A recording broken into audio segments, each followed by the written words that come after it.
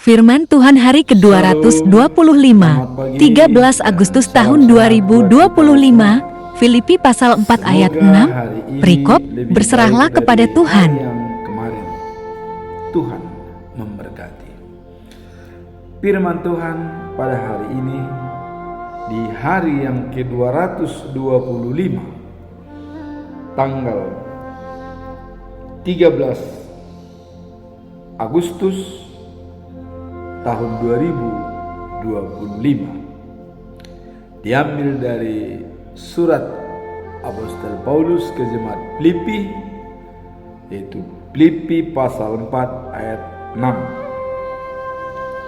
dengan perikop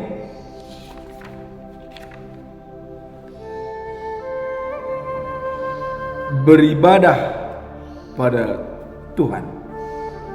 Itulah perikop daripada ayat ini.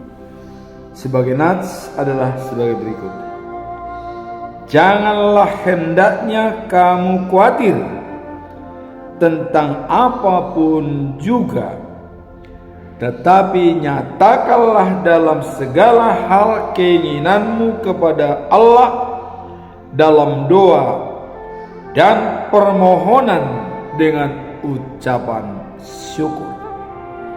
Itulah firman Tuhan hari ini. Permohonan doa dengan ucapan syukur. Sebagaimana biasanya kita tetap mengacu pada bulan Agustus, pedoman kita dengan topik adalah hidup baru adalah hidup yang merdeka dari perbudakan dosa dan takut akan Tuhan.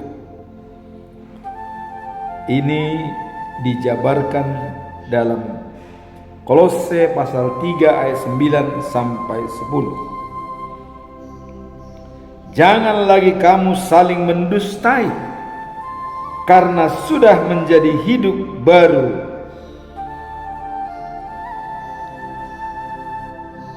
Mengapa sifat-sifat Allah ada pada diri kita yang diciptakan sesuai gambarnya, selalu memperbaharui diri dalam bidang apa? Jadi karena kita diciptakan Allah sesuai gambarnya, maka wajib hukumnya kita memperbaharui diri dalam 4 hal, yaitu spiritual capital, hubungan kita dengan Tuhan. Utara sejati kita harus jelas, fokus kita dalam hidup ini harus jelas. Itulah dikatakan spiritual capital. Baca firman Tuhan, berdoa, komunikasi dengan Tuhan, hubungan intim dengan Tuhan. Yang kedua adalah physical capital. Tubuh kita dilengkapi dengan sempurna alat-alat yang menggerakkan badan kita. Jantung memompa darah, hati menyaring kotoran-kotoran, yaitu limbah, ada empedu. Kemudian ginjal membunuh racun yang masuk dalam tubuh. Otak memerintahkan segala yang dibutuhkan. Bekerja 24 jam. Alam bawah sadar kita 90% adalah kuasa Allah. 10% baru kita menjalankannya. Mendengar, berbicara, melihat, ya, mencium, dan kemudian merasa. Ada panca indera. Untuk menggerakkan semua inilah fisik kita harus fit, supaya semua bisa berjalan dengan baik. Mengapa kita perlu kontrol kepada dokter untuk melihat laboratorium daripada fungsi darah, fungsi ginjal, fungsi semua dalam tubuh. Itu demi memperbaharui diri. Kemudian ada satu yang sangat menentukan hidup mati kita, oksigen. Seberapa besarkah oksigen dalam tubuh? Ini bisa kita olah sendiri. Seperti saya katakan seperti kemarin, tarik nafas, tahan, dia akan bekerja dalam seluruh pori-pori tubuh, kemudian kita keluarkan. Tarik nafas, hidupkan. Kalau olahragawan yang sudah punya tenaga dalam yang bagus, dia bisa menjalankan tarik nafas sebagai alat kesembuhan penyakit. Bahkan ada orang untuk memayungi rumah pun kita bisa bikin pakai nafas. Saya pernah contoh, percaya atau tidak, believe or not. Waktu saya membangun rumah, semua barang-barang besi berada di jalan, tidak ada yang jaga. Saya hanya mengatakan napas dari Tuhan, maka saya tarik napas, saya isi semua. Kira-kira begitu.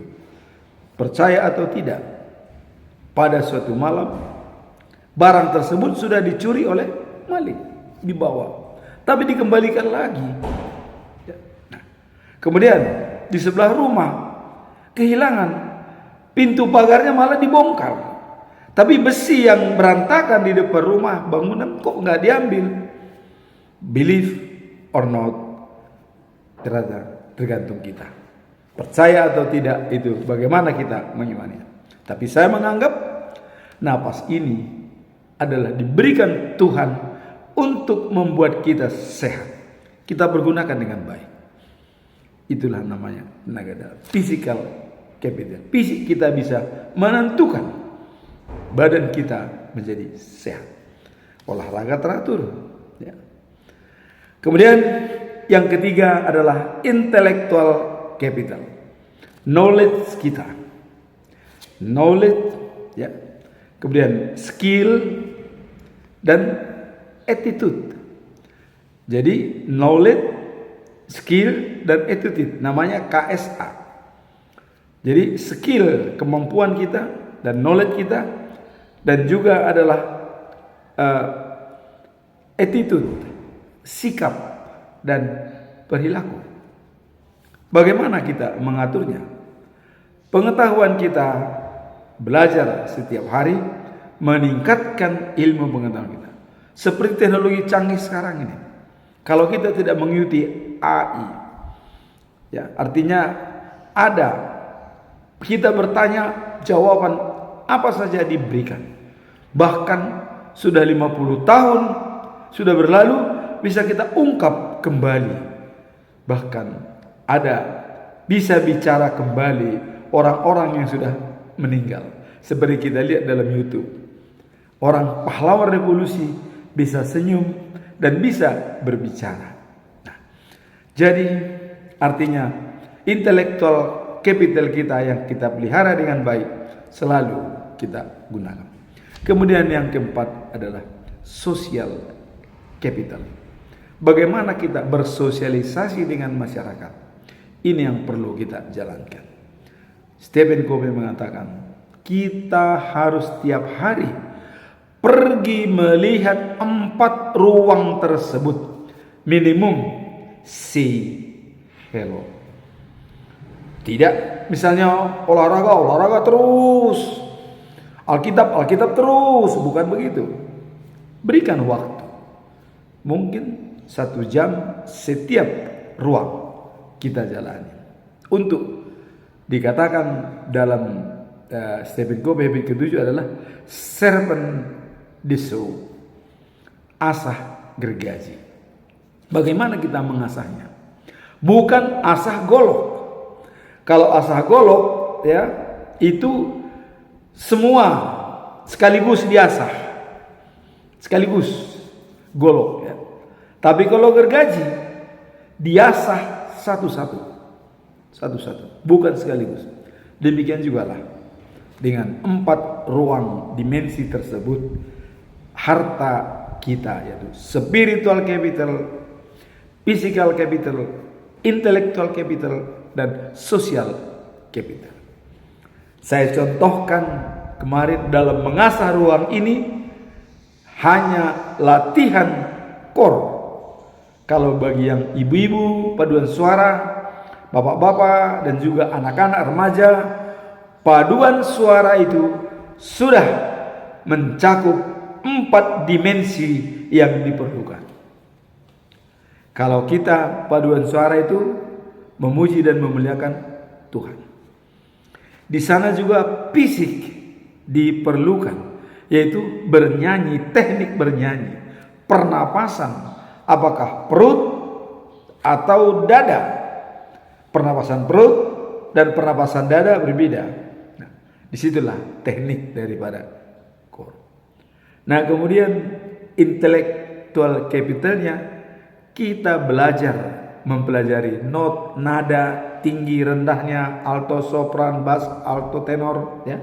Di sana kita diajarkan lambat, ada piano, ada forte, ada MF, ya, setengah kuat, ada halus, semua Nah, kemudian ada social capital, berhubungan dengan orang, bersama bernyanyi, kerjasama yang baik, teamwork. Itulah contoh. Nah, jadi di sini dikatakan tadi adalah memperbaharui dari 4 segi setiap saat, karena kita sama dengan gambar Allah diciptakannya. Maka wajib hukumnya kita menjalankan karakter Allah adalah kasih. Nah, kemudian menurut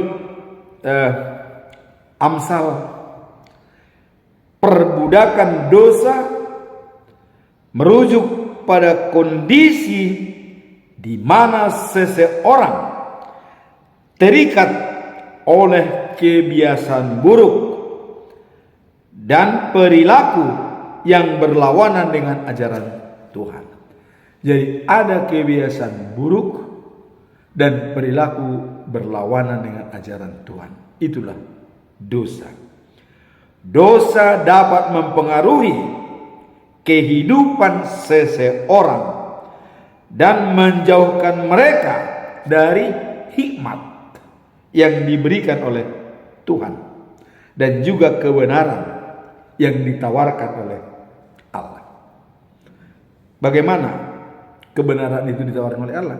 Nah, itulah seperti Kolose 3 ayat 9 sampai 10. Seperti pedoman kita dalam bulan Agustus. Jangan lagi kamu saling mendustai. Kalau sudah hidup baru, selalulah memperbaharui diri. Nah, kemudian dalam Amsal 4 ayat yang 23, menjaga hati dengan sungguh-sungguh, karena dari sanalah terpancar kehidupan. Dari hati terpancar kehidupan. Kita harus menjaga hati dengan baik. Kemarin kita menyatakan penyakit hati ada 8. Apa itu penyakit hati? Kalau kita juga baca bukunya A.A. Gim, ya, A.A. Gim Mestiar, ada 8 penyakit hati.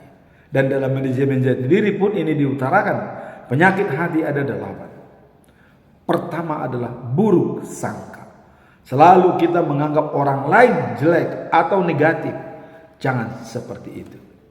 Jangan seperti pernah waktu Stephen Covey pergi naik kereta dan dia capek, habis presentasi, dia enak sebenarnya tidur. Ada satu keluarga bawa anak 4 orang. Dan keluarga ini baru turun dari sebuah rumah sakit. Mereka sama-sama dalam kereta.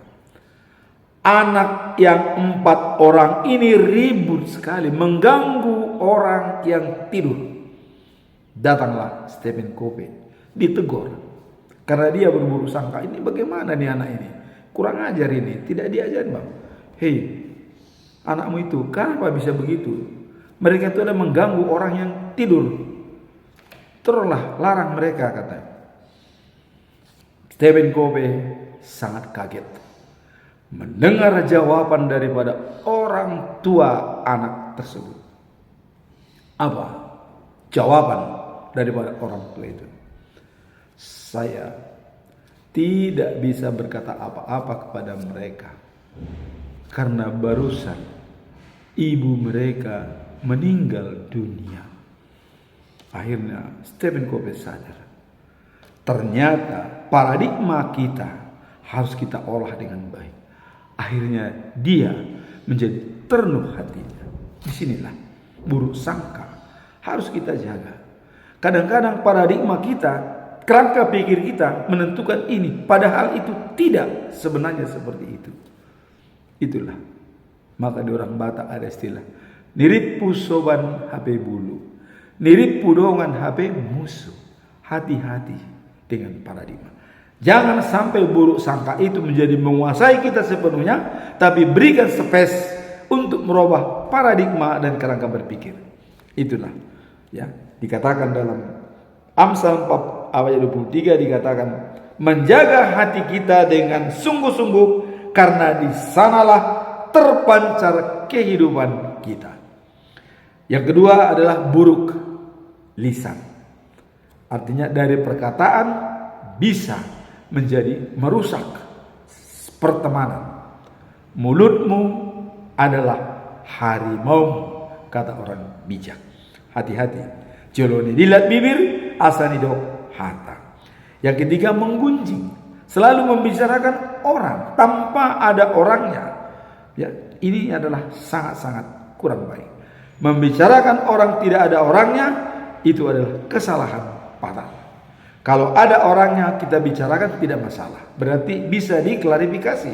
Tapi kalau kita membicarakan orang yang tidak bisa diklarifikasi yang bersangkutan, hati-hati, bisa bumerang bagi kita sendiri ya. Nah, kemudian dengki. Ada orang senang lihat orang susah, ada orang susah lihat orang senang. Tidak pernah hidupnya tenang, karena selalu dia yang lebih menonjol. Kalau orang lain semua biasanya tidak memiliki, dia lebih baik dari dia. Bahkan saking konyolnya pernah mengatakan, wah si A itu tiap hari beli daging, bah saya tidak suka makan daging. Padahal karena dia tidak punya uang, tapi dia mengatakan bahwa itu salah. Jangan sampai kekurangan kita lempar kepada orang lain, kesalahan itu seolah dia salah, padahal kita yang kurang. Sudah, mari kita sadar dengan apa yang ada pada diri kita, syukuri. Nanti kita lihat dalam perikop ini mengucap syukur ya. Nah kemudian dikatakan dendam. Nah dendam ini adalah saudara dan kepada teman, kepada siapapun. Karena dendam itu sangat dibenci oleh Allah. Bahkan Tuhan mengatakan, orang yang dendam kepada saudaranya, dia sama dengan pembunuh. Kenapa? Karena sudah memutus silaturahim. Tidak ada komunikasi, sama dengan mati. Maka dia sama dengan pembunuh. Itulah kata Alkitab di dalam 1 Yohanes pasal 3 ayat 15. Orang yang dendam kepada saudaranya adalah sebagai pembunuh. Kita tahu bagaimana seorang pembunuh di mata Tuhan tidak bisa mendapatkan hidup kekal dan abadi. Nah kemudian marah. Marah adalah hak setiap orang. Tapi marah tidak boleh dipendam, tidak boleh dilampiaskan, kata Aristoteles ya. Tapi hak setiap orang. Marah adalah hak. Dan Aristoteles mengatakan marah kelola dengan baik. Marah kepada orang yang tepat, tujuan yang tepat, sasaran yang tepat, jalankan. Rencanakan marah itu. Buatkan interval waktu. Marah misalnya, kau begini, stop. Udah. Jangan marah langsung begini, langsung ambil pisau, lempar, atau ambil gelas, dilempar korban. Alat-alat yang tidak berdosa. Jangan sampai marah seperti itu. Kelola dengan baik. Marah boleh 1 minggu, boleh berjam-jam, tapi ada interval, ada tujuannya, ada waktunya, dan orang yang tepat. Jangan kita memarahi orang yang tidak tepat. Marahin dia dengan waktu dan tepat waktu dan tujuan yang tepat. Kemudian yang keenam adalah serakah. Jiwa serakah, berapa kali kita katakan ini, tidak senang kalau tidak mengambil semuanya walaupun tidak dipergunakan. Itu namanya serakah. Ada contoh begini. Kadang-kadang ibu-ibu ya mengambil plastik, dibawa semua dari tempat pesta, tapi sampai di rumah masuk dalam kulkas berbulan-bulan akhirnya tidak dimakan, dibuang begitu saja. Itu sering terjadi seperti itu. Kulkas dipenuhi dan tidak dimakan satupun, akhirnya dibuang. Coba kalau itu tidak bisa dibawa, tinggalkan aja. Bahkan ada yang butuh mungkin kalau ditinggalkan di dalam pesta itu, butuh orang. Itu yang namanya serakah. Kemudian ria. Ria ini adalah pamer. Kalau dia memberikan sesuatu harus dilihat oleh orang. Bagaimana supaya orang melihat? Itu kira-kira falsafah. Nah, dalam hal inilah bahwa kita diajarkan untuk menjaga penyakit hati. Dan juga kalau Amsal mengatakan bahwa dosa yang tidak bisa diampuni oleh Allah ada 7, seperti saya katakan sebelumnya. Ini berulang saya katakan kenapa? Karena kita bulan ini adalah merdeka dari perbuatan dosa. Maka kita ulang-ulang semuanya supaya semakin mantap bulan Agustus ini. Dengan adanya kemerdekaan dari perbudakan dosa kepada semua kita. Dalam Amsal pasal 6 ayat 16 sampai 19 dikatakan, sikap yang sombong dimarahin oleh Tuhan dan tidak dibiarkan oleh Tuhan. Mulut yang selalu berbohong, tangan membuat orang membunuh orang yang tak bersalah, otak yang merencanakan hal-hal yang jahat, kaki yang bergegas menuju kejahatan, saksi yang terus-terusan berdusta, orang yang menimbulkan permusuhan di antara teman. Jadi kalau kita membuat permusuhan di antara saudara, itu pun tidak dibenarkan oleh Allah. Ya. Sekarang kita masuk dalam perikop hari ini. Apa latar belakang daripada pernyataan Paulus kepada jemaat di Filipi bahwa jangan khawatir. Kalau kau khawatir, serahkanlah apapun kekhawatiranmu, permohonan dengan doa dan ucapan syukur kepada Tuhan. Apa latar belakang daripada perikop tersebut? Ayat ini menggambarkan atau menyampaikan pesan tentang menghadapi kecemasan dan mengandalkan doa. Jadi kita cemas, kita andalkan doa. Latar belakangnya menghadapi kecemasan dan kita manfaatkan doa. Dan kita diingatkan untuk tidak khawatir tentang apapun, tapi dalam segala hal kita diharapkan untuk membawa permohonan kita kepada Allah dengan penuh doa dan ucapan syukur. Jadi segala kecemasan kita, kalau ada keraguan-raguan dalam hidup ini, kita bawa dalam doa, serahkan kepada Tuhan. Itu maksudnya. Nah, ayat ini adalah surat Paulus kepada jemaat Filipi untuk menjaga supaya tetap fokus pada Tuhan walaupun menghadapi tantangan. Jadi utara sejati itu tetap tidak bergeser sedikit pun. Apapun yang dihadapi, tantangan bagaimanapun mereka, tetap fokus kepada Tuhan. Itulah latar belakang daripada ayat ini. Nah, kemudian dalam Amsal 3 ayat 5 sampai 6 dikatakan, percayalah kepada Tuhan. Jangan mengandalkan pikiranmu. Akuilah kedaulatan Tuhan, maka Tuhan akan meluruskan jalan kita.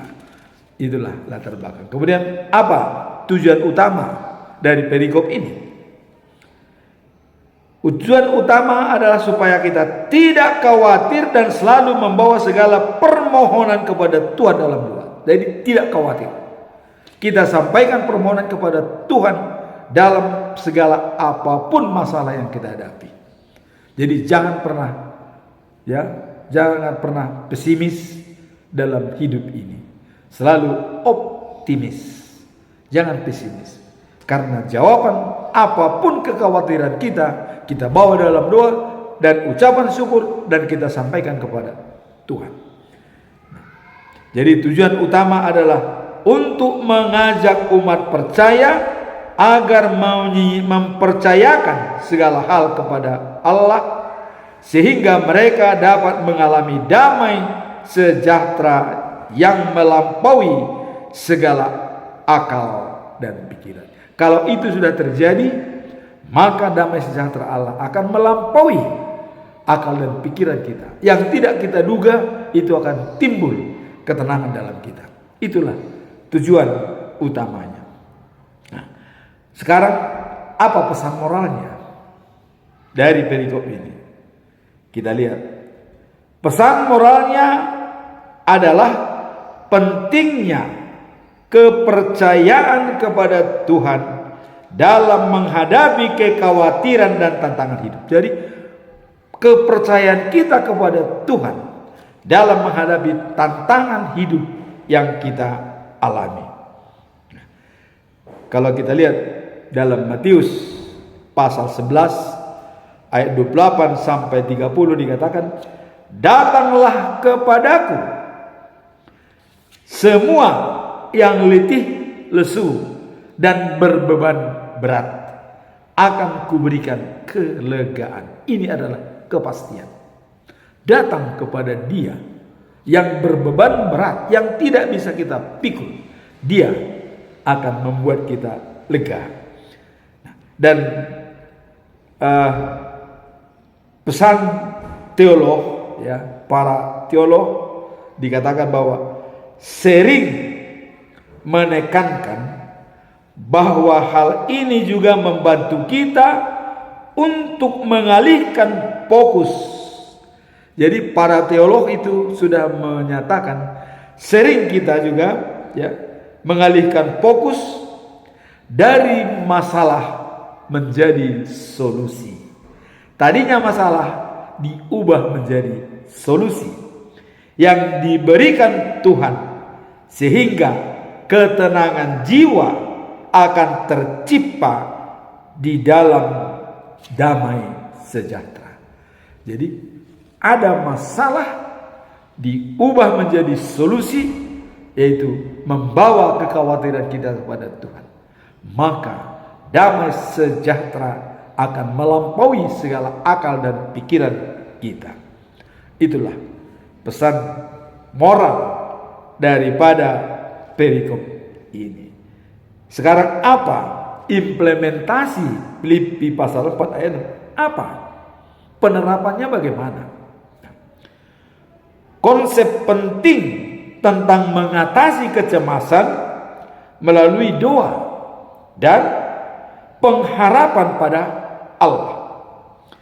Ayat ini menunjukkan kita untuk tidak khawatir tentang apapun melanda dan membawa segala hal permohonan kita pada Allah. Jadi jangan khawatir tentang apapun, melainkan membawa segala hal permohonan kita pada Allah dengan doa dan mengucap syukur.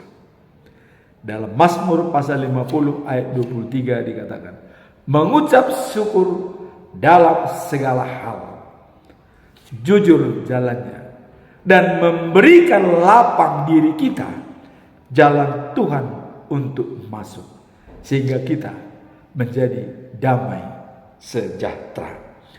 Dalam praktek implementasinya dalam kehidupan sehari-hari adalah dengan membiarkan diri untuk selalu berdoa sebelum menghadapi situasi yang membuat kita cemas dan khawatir.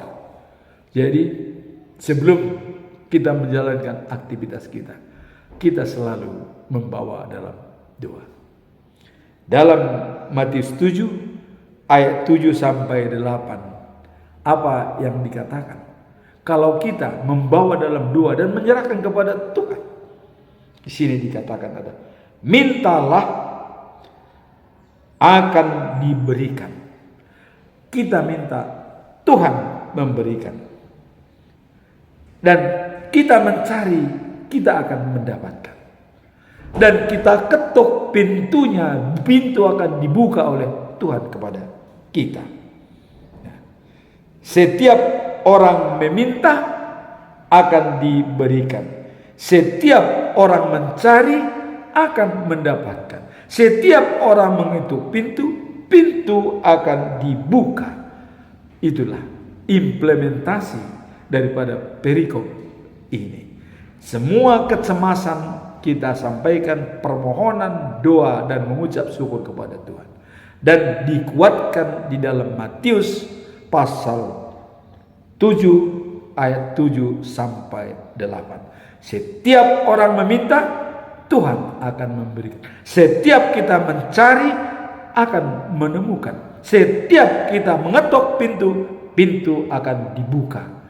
Maka jangan berhenti berdoa, kata Tuhan. Selalulah berdoa dalam hidup kita. Napas kita adalah doa. Mengapa pentingnya kita berdoa? Karena kita tidak bisa menjamin kalau besok kita masih hidup. Hari Tuhan selalu dekat pada kita, bahkan sama dengan pencuri malam untuk mengambil diri kita. Maka kita harus tetap waspada dan siap sedia setiap saat, hanya dalam doa. Amin. Tuhan memberkati kita semua.